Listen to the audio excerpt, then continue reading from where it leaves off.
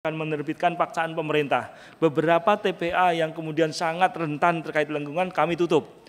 Jadi seperti TPA Basirih Banjarmasin yang berada di lingkungan rawa gambut kami tutup, kemudian di Brangkeng juga kami tutup, kemudian TPA di Pekanbaru yang memang kondisinya sangat berbahaya kami tutup. Dan ini memang tetap berkonsekuensi adanya pihak-pihak yang harus bertanggung jawab terkait dengan pencemaran yang ditimbulkannya.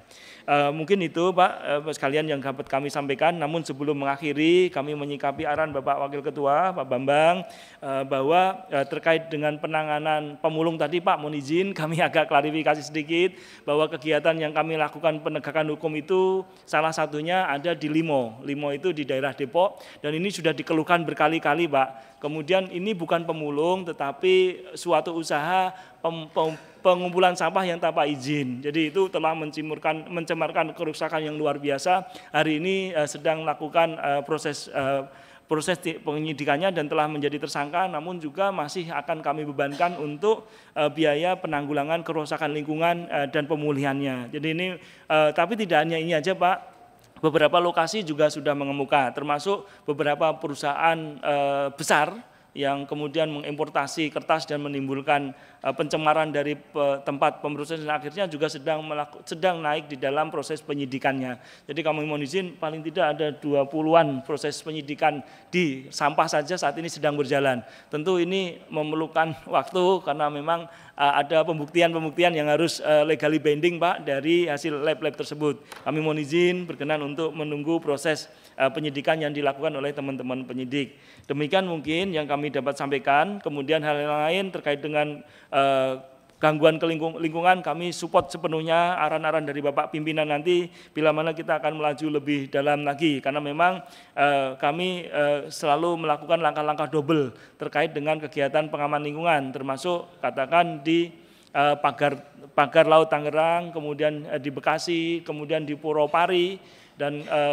sebagian di Danau Lido. Jadi ini terus kita lakukan peningkatan penyidikannya memang agak lambat karena kami harus menurunkan penyelam untuk mengambil contoh-contoh dan seterusnya. Jadi demikian mungkin yang dapat kami sampaikan. Tentu kami menunggu arahan bimbingan kepada Bapak-bapak yang terhormat dari Komisi 12. Demikian terima kasih. Salah khilaf kami mohon maaf. Wabillahi taufiq wal hidayah. Wassalamualaikum warahmatullahi wabarakatuh. Terima kasih atas paparan singkatnya serta sedikit penjelasan tadi mengenai isu dari Pak Jul tadi sempat disinggung tapi entar detailnya biar sampaikan karena ini sebuah anomali Pak, jangan sampai memang hukum itu berlaku umum tapi harus ada asas pertimbangan dari sisi keadilannya, jangan tukang pemulung kita tersangkakan kan. Walaupun kita tidak tahu detail ininya ya kejadiannya, ntar biar dijelaskan lebih ini. Tapi seperti penambangan ilegal yang sudah jelas-jelas ini kemarin kita sempat heboh rame Pak. Ada satu penambangan ilegal besar-besaran di Kalimantan Barat, penambangan emas kan, bahkan isunya di backingin aparat kan. Nah dikenakan di situ tuntutannya kecil karena mereka gunakan delik illegal mining. Maka itu di kesempatan ini juga kita minta supaya Kementerian Lingkungan Hidup juga menuntut kerusakan lingkungannya. Itulah. Karena di situ di delik ilegalnya sudah kita tuntut dari sisi lingkungannya gitu.